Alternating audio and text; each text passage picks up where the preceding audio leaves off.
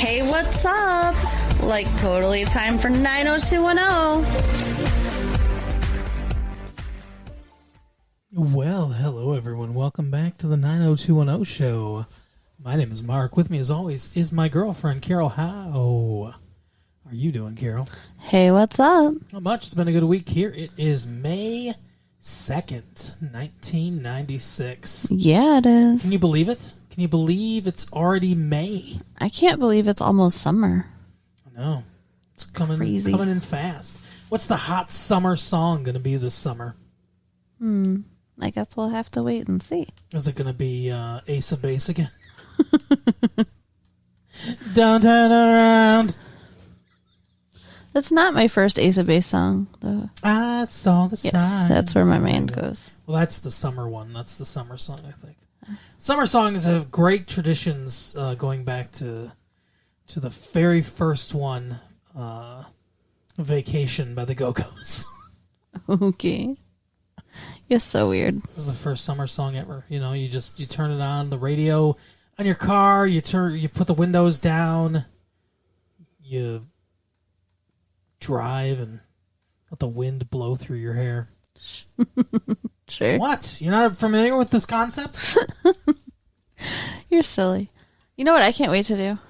No, I don't know what you can't wait to do. Use some sun in my hair and like... I don't know what sun in is. It's the stuff that you spray in your hair and then it's supposed to get activated by the sun. So like you put it in and then you lay out in the sun and it's supposed to bleach your hair kind of, but it's not bleach. Oh, okay. Interesting. Yeah. Yeah. It's fun. I'm a dude, so I don't know that. You like lay out, you put on like the suntan lotion. Yeah. Or oil. And oil. Yeah. Hawaiian Tropic. And you do your hair with the sun in, and you just lay out and let the sun do its shit. All right. The sun is well known for doing its shit, so. Unfortunately for me, though, I only go from white to red. There's no middle ground. Your hair is white, and it goes my to skin. Red? Oh, okay. Well, that's your Scottish ancestry. Right. People so afraid of the sun that they decided to live next to Norway. Right. Or Finland or Sweden or one of those. One of those places. Mm-hmm. So, 90210 this week. What about it? Things happened. I didn't watch it. It is not summer on 90210. And yes, you did, you liar. It's the fall. Yes. They're going back to school. They're going to college. Like Rodney Dangerfield. Remember that one? You know what I don't understand? Do you remember when Rodney Dangerfield went back to school? I want an answer to my question. No, I don't. I don't remember that. It's a good movie. What movie is it? It's called Back to School. I've never seen it. With Rodney Dangerfield. When you say Rodney Dangerfield, I picture like some crazy dude like doing crazy stunts. Is that right or no? What? This moment of silence brought to you by the fact that I'm just now realizing that Carol doesn't know who Rodney Dangerfield is. He's a stand-up comedian. He'd do the, I get no respect at all. You don't remember any of that? Nope. Wow. I don't watch Comedy Central. He's from the before times. Okay, Grandpa. Got it. He's a 70s comedian, and he was in the movie Caddyshack. He's been in a lot of movies. Cool. I don't know him or his movies. Well, you know what? You call me Grandpa, but I'll guarantee you that our audience knows who Rodney Dangerfield is and is appalled that you don't know who he is. If you're appalled, you can go ahead and write us, or if you agree with me that Rodney Dangerfield is no big deal, go ahead and write us on that too. Wow, he really is getting no respect. Maybe you're the wife in all of his jokes. Maybe. It's like, I caught my wife with my best friend, sleeping with my best friend. With your breast friend. I caught my wife sleeping with my best friend the other day, and I said, Jim, I have to, but you? So that's some of his material. It's funny. He'd always talk about his doctor. So like, I went to see my doctor the other day or something like that. And his doctor was always roasting him, basically. I went to see my doctor the other day or something like that. Is that like the proctologist? Something like that? What does that mean? What are you talking about? What's something like seeing the doctor? I don't know. Seeing a nurse. Okay. Making fun of my speech patterns. So, in Beverly Hills. Yeah, yes, Rodney Dangerfield lives in Beverly Hills. That's correct. What the fuck? This show is all about Rodney Dangerfield now. Fuck Rodney Dangerfield. Know who he is. I don't want to know who he is. I want to talk about Dylan. Who's Dylan? I mean Brandon. Oh no, wait, that's you. Is Dylan one of Rodney Dangerfield's sons? He did it again. We were watching the show. He just kept he did it like 3 times. Like he called Dylan Brandon and Brandon Dylan. It's fucked up. They're interchangeable. Like, he's having a fucking stroke while we're watching 90210 every time. I don't know what's Usually happening. You're the one stroking when we're watching 90210. Oh god. Oh wow. That's terrible. No respect. None. No respect. That's right. Dick. Yep, that's what we're talking about. So yeah, what about Brandon? Oh my god. Dylan. They're interchangeable characters at this point. No, they're not. Well, people at this point. Human beings. So Brenda comes home, and what I don't understand about this is Brenda has been in Minnesota long enough to have started school, decided it's not for her, and dropped back out. But they're still just registering at California University or whatever. Later registration for them. But they were all choosing classes. They were all there in the registration. No. Minnesota historically starts their classes like probably a week or two before all the rest of the country. It dates back to some kind of weird fishing thing. Like it has something to do with like farming and the crops and fishing or something like that. But it's well known. I know this because of like college athletics, like football and stuff like that. They're always practicing. They're always doing their scrimmages and stuff like that before the other teams in the Big Ten. And they historically start like 2 or 3 weeks before other colleges. I feel like you're fucking with me. Okay. You're not? I'm not what? Fucking with me. No, I'm totally fucking with you. You're such an asshole. It's called plot convenience, Carol. It's annoying. But anyways, she comes back. And she goes into her bedroom and gets all bent out of shape because her bedroom's not exactly the same. Yeah. Which I'm kind of, honestly though, I'm kind of on her side. She was not gone that long. What happened to my bed? Oh, Mom and Dad fucked on it and then we threw it out. Right? What did happen to her bed? I don't know. Like, how do you just get rid of her bed? Like, she was going to come home for breaks. Where were they planning on having her sleep? Maybe Jim and Cindy really liked it on that bed. They put it in a little weird alcove so they could just do it whenever they wanted to. Ew. They got one of her stuffed animals on there still. Ew, stop. That's like a 3-way for them, right? No. Stop it. You're ruining Jim and Cindy for me. Cindy bakes cookies and Jim plays catch, and that's it. Mm-hmm. They're the leave it to Beaver parents. I believe Cindy was the one doing the catching, though. Oh no! Oh no! That's not okay.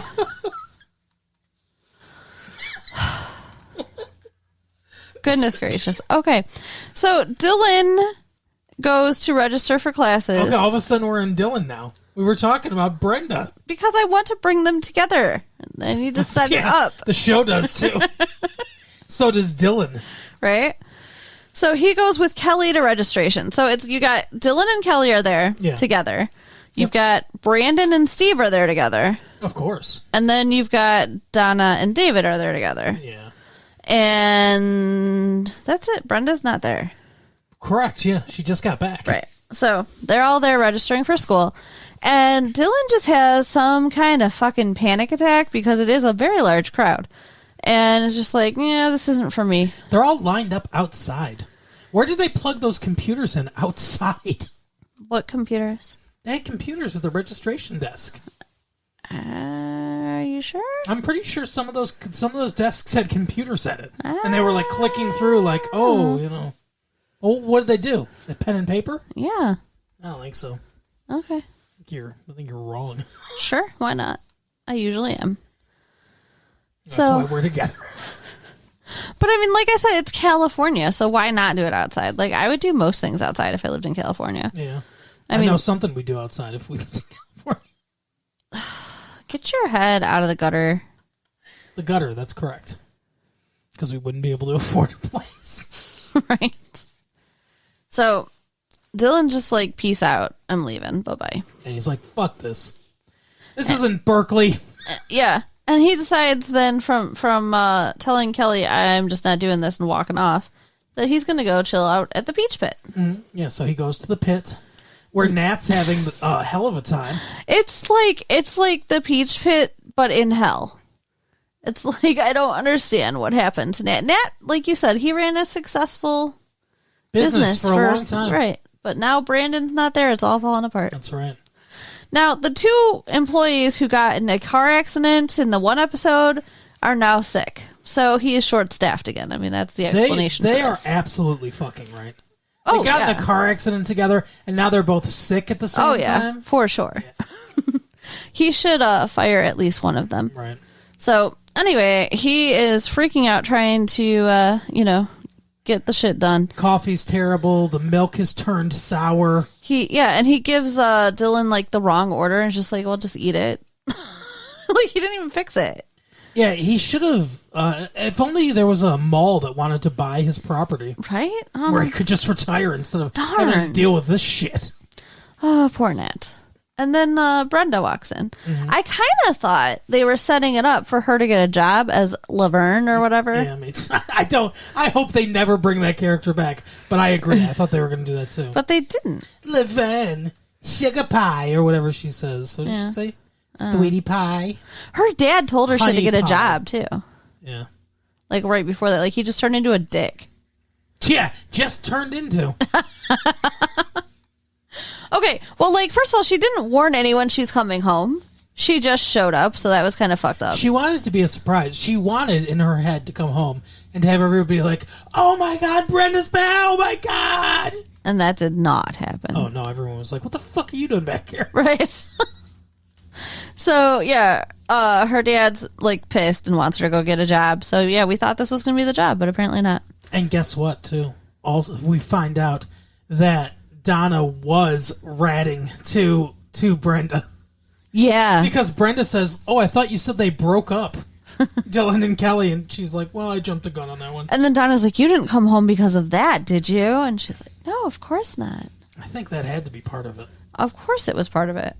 I mean, I understand her being miserable because her roommate's a bitch or whatever, but she definitely thought, well, I can go get back with Dylan at home. Yeah, but I mean, I think that was only part of it, though, because she was in Minnesota with basically no friends. Yeah. In a place that is not California. Yeah, why you would spend your whole life in Minnesota and then live in California for 3 years and decide, hey, Minnesota is where I want to be. Right. Stupid. Crazy. So, Brenda and Dylan meet up at the Peach Pit. They do. Just by happenstance. Mm-hmm. And decide they're going to hang out. And it turns out, well, we forgot to mention that Brenda comes home. Parents are like, oh, you're just in time. You can register at California University. And she's like, no, I think that what I've learned is that I am not good in college, so I'm not going to go to college. Like, did she even go to a class? We didn't see her. I don't think so. The fuck, Brenda. That's the thing, too, is maybe class hadn't started yet. They're all commuting to California University. It does make sense for the people going to live in the dorm to move in and have, like, a couple weeks in the dorm before class starts. A couple weeks seems a long time. Yeah, I think it's usually about a week or so, but whatever. Yeah, I mean, she could have only been there a week. Maybe. Which, also makes her seem very rash. Oh, yeah, absolutely. I mean, she didn't give it a chance. No. Her parents were right. She definitely didn't give it a chance. Yeah. Oh, well. What she has given a chance was Dylan's penis, and she is ready to give it a second round. Dylan wants her to give it a chance. Yeah.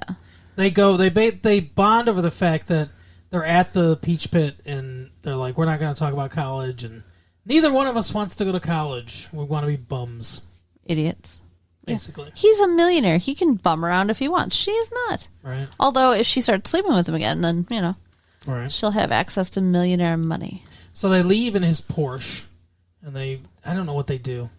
They go to a pier. Yeah, I think they're just kind of walking around and talking, basically. Yeah. Connecting most of the day, and then they end up fishing at the pier. Which is weird. It's a weird activity choice. Well, she's from Minnesota, so... Yeah.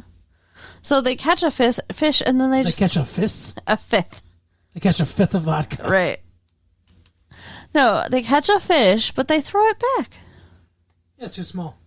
Yeah, so what's the point of that?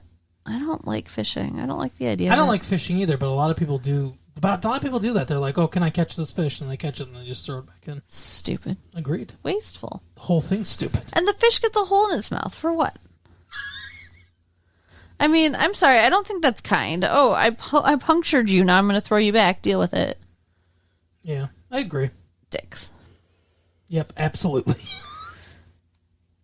So I have nothing to add to that. I think fishing's dumb and boring. Don't they? And conversations about fishing are dumb and boring. Doesn't something happen with them, though? Like, don't they kind of, like, kiss or... No. Almost kiss? No. No? Dylan says... Basically, Dylan intimates that he's having problems with Kelly and that they should start dating again. He basically says... He basically puts it out there. Let's start dating again. This feels good or whatever. And Brenda says... I think that would mess up what we have right now.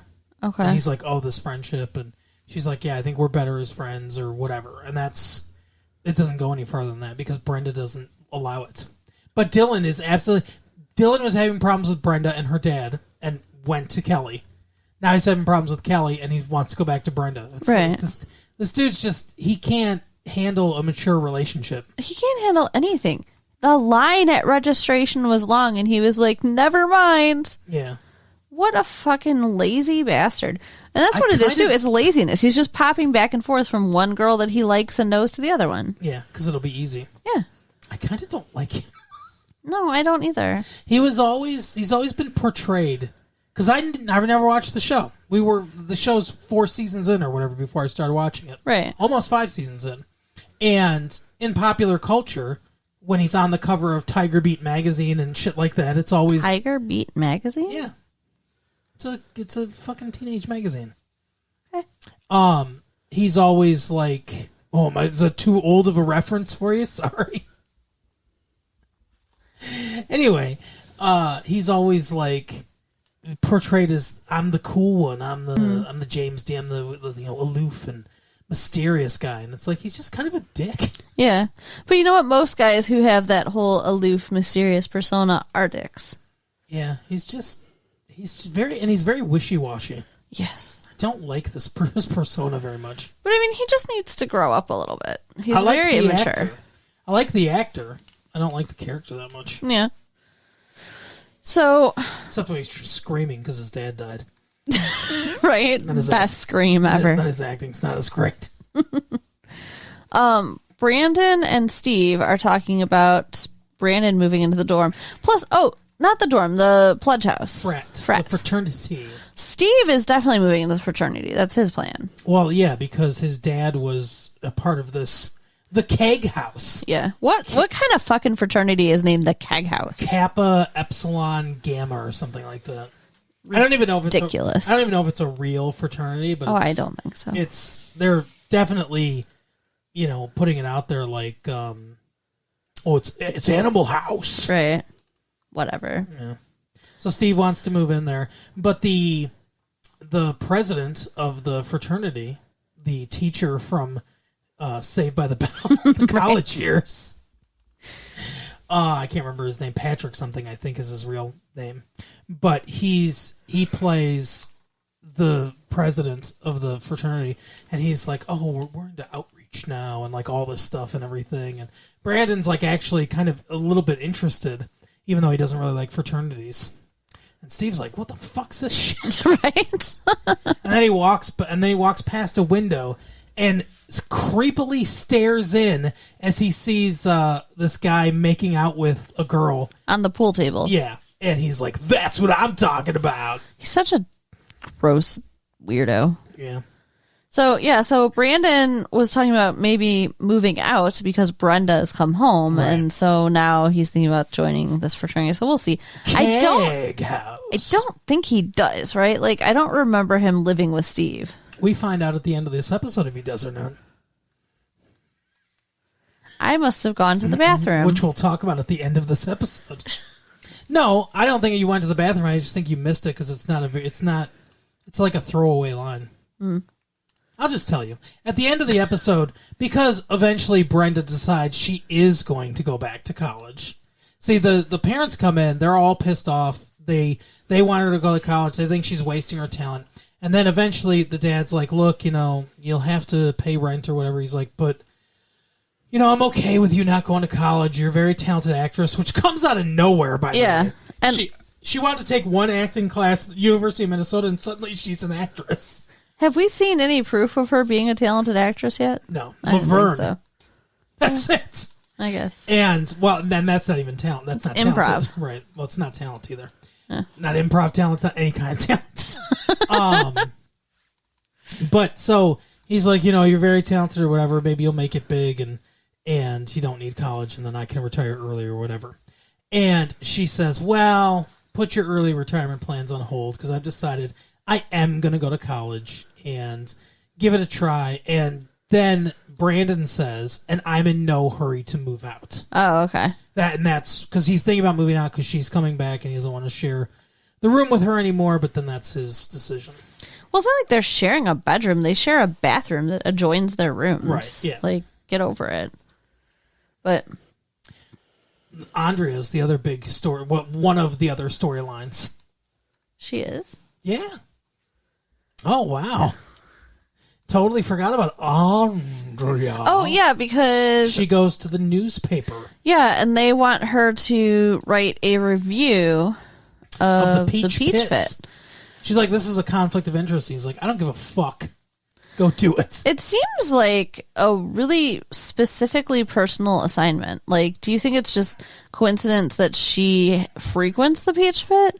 Or do you think everyone frequents the Peach Pit? I don't think it's coincidence. I think, because they indicate that they know who she is. Right. I think he gave it to her on purpose to see if she would be honest or whatever, right? And she writes this excoriating review because Nat's not doing well at the Peach Pit. Mean. And Brandon reads it and he's like, oh. Yeah. And she's like, because the guy that runs, the editor that runs the newspaper acts like a fucking drill sergeant. He's like, a lot of you are going to fail out of here. Right. He's like Sergeant Slaughter from G.I. Joe or something like that. And so she's like, well, it's tough. I got to show that I can do the work and be objective and all this stuff. Which, yes, if you want to go into journalism, you need to be objective. That is correct. And Brandon's like, well, I just wish you'd written a puff piece instead of a hatchet job. Right. But do whatever you got to do or whatever. So she decides she's not going to turn it in. And she tells the guy, I came here to tell you personally I'm not going to turn in the assignment. I've done it. I've written it, but I'm not going to turn it in. Which is weird. Why bother to say it? And he's like, look, we know who you are, Andrea. We followed your career from the very beginning. Which is weird. And he says, we want you on this paper. She's like, I don't think I have the killer instinct. And he's like, all right, just give us a chance. Like he basically begs her to be on the paper, which she agrees to. Yeah, he goes from being all aloof and mean to, please, Andrea. Andrea also has a dorm room at California University and a whole suite to herself. You don't remember any of that. Kelly and the face you're giving. Was I asleep? I wish we could film this somehow. Kelly and Donna come to her dorm room with some donuts or something like that, or bagels or something. Oh, yeah. Okay, I remember that. Treats to give her. And she's got this nice, huge dorm all to herself. And they're like, it's very ham-fisted Exposition?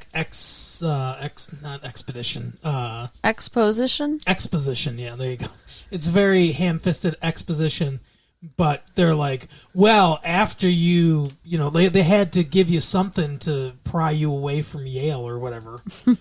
They're like, yeah, because she got like a full ride scholarship and she gets this priority housing and stuff like that by herself, so that she could go there because she's a big time student or whatever, and she was going to go to Yale. So her resident advisor stops by, who apparently is a good looking guy. I don't know. Meh. Hard for me to tell. He was all right. He was a biker. And he's like, "Oh, I'm your resident advisor. Let me have one of those donuts or whatever that you got in there." It seems like RAs like have to be attractive. Why? On TV. On TV, okay. I was gonna say that is not my experience, but okay. No, it just seems like in most of these like son-in-law, right? He was the RA, Pauly Shore, and he's not really attractive, but he did end up being the love interest. Yeah. And it just seems like most of the time when there's an RA in a storyline, they're a love interest. Right. Because it's like they're your age, but they have authority over you. Correct. Yeah. They can tell you what to do. And apparently that's hot. Yeah. So. Isn't it hot when I tell you what to do? No. Okay. Don't even start. So, Donna and David. Yeah. They are trying to get on the radio there at college. Right. The college radio. And he has an audition tape that they made. I can't remember what they call it, but it's some sort of very specific demo tape. Yeah, whatever. It's basically an audition tape. It's a reel. Some kind of reel. Okay. Yeah. That's how I remember they called it, some sort of reel. And he has it with him, but he has to... What? He's got to take placement tests. Yeah. And Donna's like, oh, I'll hold on to it for you. And he was afraid to give it to her. He was like, I don't know if I can trust her. But he does. So she leaves it in the car, in the glove box, which, by the way, she told him she was going to do. She's like, it'll go right from here to the glove box. Oh, you're right. So, no, but she didn't put it in the glove box. She left it on the windshield. I thought she put it in the glove box. I thought it was on the windshield. I thought that's how it baked in the sun. I guess that makes a little more sense if she left it by the windshield. But still, this tape is fucking melt. Like, this tape was in a kiln. It had to have been... The sun really did its thing, right? It had to have been like 9,000 degrees in that car for this tape to turn out like this. And it's fall. It's not summer. No. I could understand if it were summer. I had lipstick melt in the car in the summer. I guess. But not in the fall. In September. Right. So they show up and they don't have their tape. I mean, they have the melted hunk of plastic, but they don't have their tape. And they're just arguing back and forth about whose fault it is. And the guy decides to fucking hire them because he likes their banter, I guess. Yeah, he just sits there and stares at them while they argue. With like a little smile. And he's like, I like you guys. He wants in. So they're a couple? Yeah.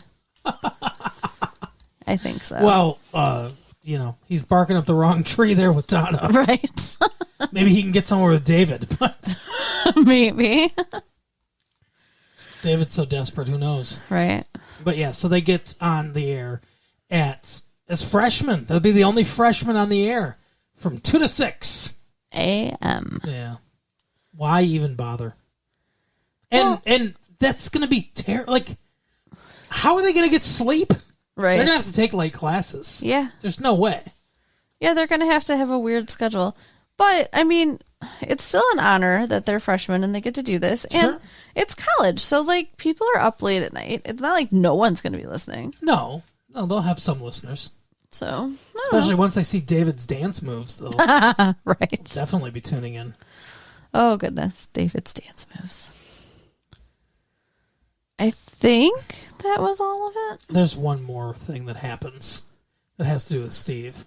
Steve decides to cheat on his placement Oh, yeah. test. What a fucktard. For some reason, they're doing math placement tests, and he cheats.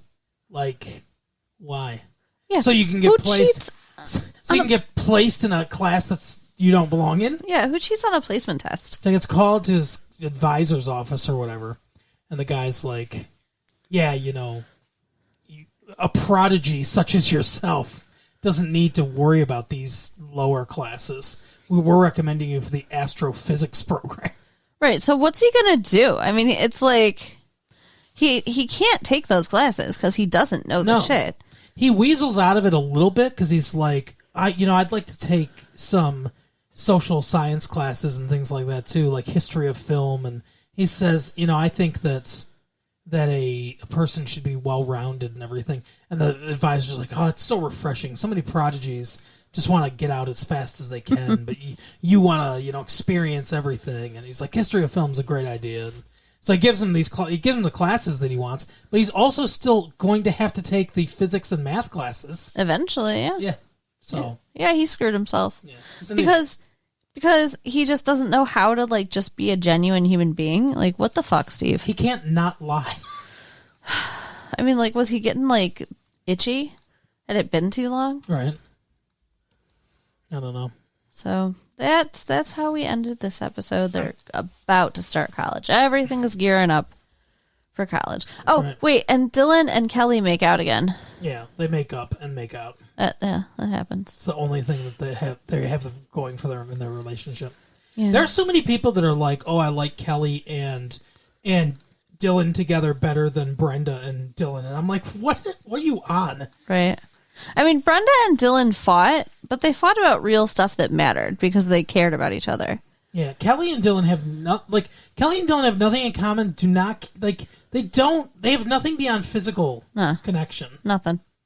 It's not a good match. You can talk about all the times that they went on field trips when they were in kindergarten together, but that's not going to make me think they have some kind of real connection. Right. Kelly's much more geared towards Brandon.